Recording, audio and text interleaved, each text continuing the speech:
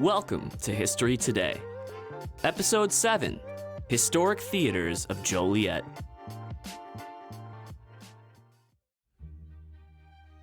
Hi, I'm Anneta drilling from the Joliet Public Library. I'm the local history librarian. I'm taking this opportunity to talk with you about the history of theaters in Joliet for the holiday season. Theaters and the purpose of them have changed a great deal over time. When we think of theaters now, we commonly think of theaters like the movie theaters in malls that show a number of movies at the same time, or movie theaters that can be standalone but still show 12 movies at one time. Some theaters even have the convenience of food and alcohol, almost like a dinner theater, which commonly had live theater rather than a movie. AMC, Cinemark, Cineplex, Landmark are some of the names of these movie companies. There are still live-action theaters in Joliet besides in schools and colleges where, yes, there are still plays and musicals performed. Live plays encompass operas and stage plays and musicals. They require a stage of some sort. There are some outdoor stages which can be used for plays and musicals and band performances. Billy Leemacher Bicentennial Park has an outdoor theater and an indoor theater. They usually use their stages for everything already mentioned. Bicentennial Park is technically on Bluff Street, which was the first main street in Joliet, and you can bet there was a theater there. Of course, movies, not even talkies as they were called, were invented yet in 1839. However, people still wanted to be entertained, and live theater was the way to do that. I highly doubt that there were any professional acting companies available in the formative years of Joliet when it was still called Juliet. The first theater on Bluff Street was in a stone building called the Old Stone Bluff Block, and that was in 1839. However, I bet there were actors and actresses in something like the Joliet Drama Guild who presented Shakespeare plays, singing experiences, instrumental shows, variety shows. They may have also been dancers and acrobats, magicians, animals, jugglers, and fire eaters. As time went on and the shopping district moved to the east side to Chicago and Jefferson Street and Jackson, there was an opera house that stood on the corner of Chicago and Clinton Street. I'm sure that they entertained with operas there, but the building also housed various music schools. Through the side door on Clinton Street, there was a theater, probably for live plays. It was called the Joliet Theater, and in all likelihood was not used for movies. Also in the opera house was the Joliet Conservatory of Music. A little history about movies. Silent movies were the first movies. These had no speech in them. That technology had not been introduced, although some theaters hired pianists, organists, orchestras, or bands to accompany the movie with the music. Sometimes now on TCM, you can catch a silent movie. That's Turner Classic Movies. Usually, those movies are accompanied by some sort of music. The music was not likely recorded when the movie was made, but was later added. Silent movies are films without synchronized recorded sound, which are conveyed visually through the action of intertitle cards. This era of filmmaking, which began around 1894, ended in 1931 with the rise of talkies. They were often accompanied by live music in theaters, such as a pianist or an orchestra. Radio was still very much alive, and programming on radio continued, but the sound on film had just made its debut. Did you know that most families didn't own a television until the late 1940s or early 1950s? Without a television or computer or cell phones, what did our parents, grandparents, or great-grandparents do for home entertainment in the 1930s? While television wasn't an option, radio was, and almost every household had one. The 1930s was the time of the Great Depression. Families often spent evenings huddled around the radio, listening to a favorite show, and everyone had a favorite show. On September 30th, 1962, radio passed the torch to television as the primary broadcasting entertainment media. Since the rise of the radio networks in the 20s and the 30s, radio had become a dominating force in bringing the nation together with the ability to share information on a large scale. They helped to unify American culture by making the same high-quality entertainment available from coast to coast. Check out these new and exciting programs coming soon to the Joliet Public Library. Paint a ceramic planter. Join us at our Ottawa Street branch on Wednesday, December 17th from 6 to 7:30 p.m.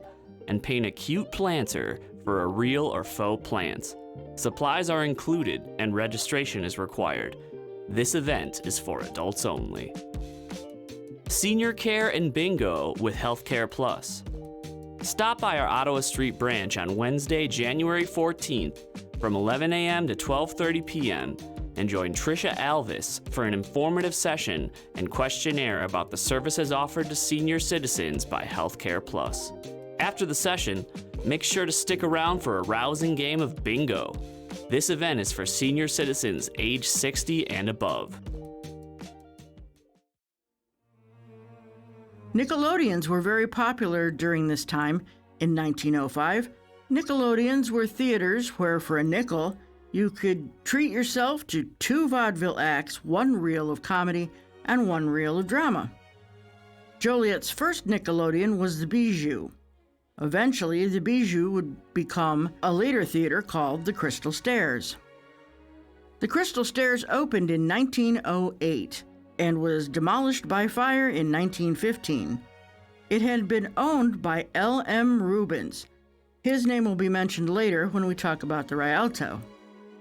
7 businesses besides the theater were also destroyed in the fire of the Darcy Block. Where was the Crystal Stairs?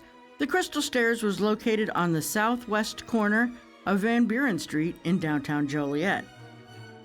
Some of the other theaters that existed downtown were the Joliet Theater, the Mode, the Princess, the Crystal Stairs, the Bijou, and the Rialto. The original Opera House on the corner of Chicago and Clinton opened in 1873. It was used for live stage productions. The Joliet Opera House was burned in 1891 and renamed the Joliet Theater. There was a fire in 1903, and then the Rubens took it over as the Lincoln Theater. The old Opera House block burned again in December of 1921. This is not much information about what happened to the building or the theater at that point, but references do point out that there was most recently a Walgreens store there prior to the library having built an addition to their original building in 1991. In 1905, the Bijou opened. It was a Nickelodeon, meaning that a customer could pay 5 cents for 2 vaudeville shows. Prior to the Bijou Theater, there was a burlesque and vaudeville theater. That theater closed in 1905 when the Nickelodeon-type theaters were popular. The Grand Theater opened in 1904 on Chicago Street between Cass and Webster. The Grand was leased by Max Goldberg, who was the father of L.M. Rubens.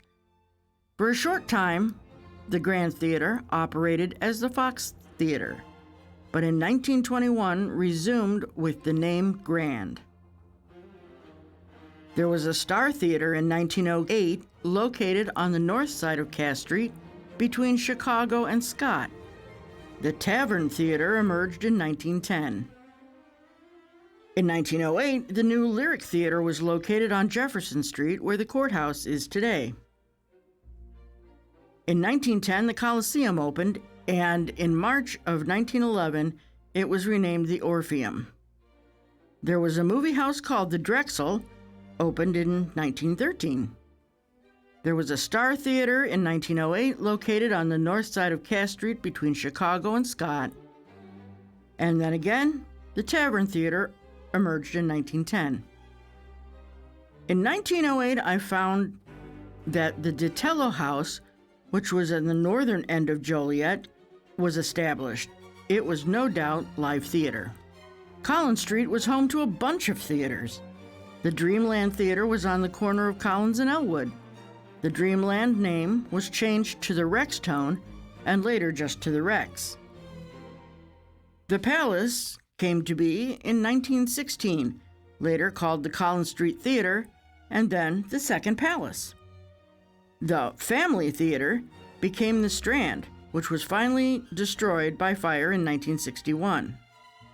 Rockdale, south of Jefferson Street on Joliet's southwest side, was home to a silent picture theater, the Majestic, which was on Moen Street in 1914, but by 1916, the Helena was also listed as a theater on Moen in Rockdale, which in 1916 became the Dale. The Colonial was on Chicago Street around 1959. After the Crystal Stairs fires, the Drexel was renamed the Crystal Theater. No sound was ever installed. It closed in 1930. The Colonial Theater was on the southwest corner of Cass. In 1913, there was briefly a theater called the Gem. There is virtually no information about these two theaters. Between 1909 and 1920, there was an early neighborhood theater on Ruby and Hickory called the Ruby. The Rio was also on Ruby. The Lee was just west of Rayner on Jefferson Street. Hillcrest Cinema opened in 1967, and Jefferson Square Cinema opened in 1975. I remember both the Mode Theater, where I saw the movie Jaws for the first time, and the Princess Theater, although by the time I was going to movies, the Princess had met with its demise and was on a downhill slide from which it never recovered. The Mode Building was originally built in 1936 as a motion picture house, and it's where the University of St. Francis building is at the south end of what they are calling Joliet Square, across from the Rialto Square. The Princess Theater, built in 1913, was on Chicago Street, 1 block south of the Rialto Square Theater, kind of mid-block. It is now a law office. Check out these new and exciting programs coming soon to the Joliet Public Library. Puppy Yoga. Our furry friends will be back at our Ottawa Street branch on Thursday, January 22nd from 6:30 to 7:30 p.m.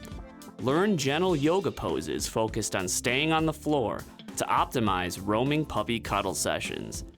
A great way to reduce stress, increase happiness, and help a furry friend in need. Bring a yoga mat or towel to the session. This event is for adults only.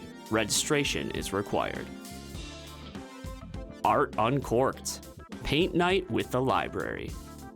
Come sip on a delightful beverage at Bishop Hill Winery in Joliet on Friday, January 23rd from 2:30 to 4:30 p.m.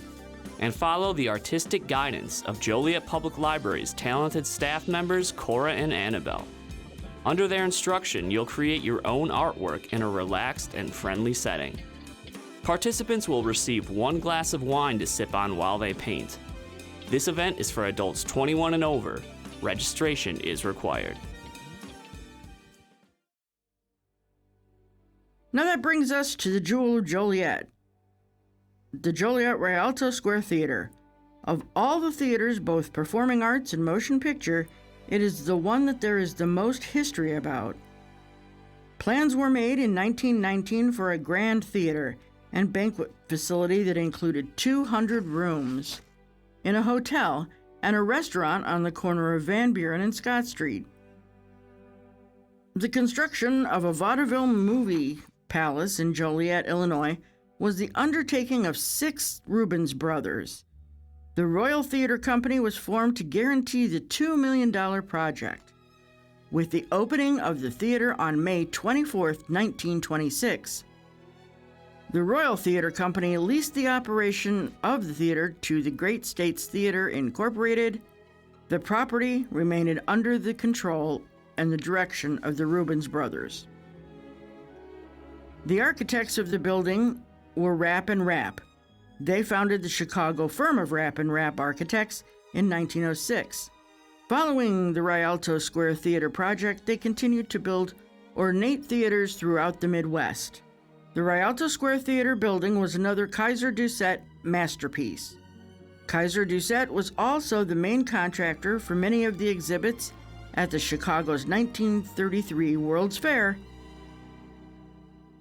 The Rialto's magnificent European architecture is the signature work of the late Eugene Romeo, a Sicilian immigrant who settled in Park Ridge, Illinois. Romeo joined the McNulty Brothers Company of Chicago, one of the largest plastering firms in the country. A sampling of buildings in the Chicago area which bear his work include the Board of Trade, Chicago Daily News Building, Soldier Field, the Merchandise Mart, Blackstone Theater, Wrigley Building, and the Joliet Township High School Auditorium. The former Vaudeville Movie Palace and Motion Picture Theater changed its purpose to a performing arts center in November 27th of 1981. Actual restoration began in the April of 1980. Conrad Schmidt Studios of New Berlin, Wisconsin, restored and renovated the theater beyond its original magnificence. A campaign to save the Rialto for future generations as a performing arts center was initiated by the Cultural Arts Council of the Joliet area, formerly known as the Rialto Square Arts Association. Save the Rialto involved the entire community. With the assistance of local businessmen, support was sought from city, state, and federal officials. The Will County Metropolitan Exposition and Auditorium Authority, a unit of local government, was created in 1978 to own and operate the Rialto Square Theater complex and surrounding properties. The Rialto Square Theater is listed on the National Register of Historic Places. Thanks for lending an ear to the History Today podcast. In the next month's podcast, I hope to focus a little on little-known facts of Joliet. Thank you, and happy holidays. If you have any questions or concern about the content of this podcast, please call Anneta Drilling, local history librarian, at 815-846-3112, or email her at adrilling@jolietlibrary.org. I'm Patrick Maloney, and I'll see you next time when history repeats itself.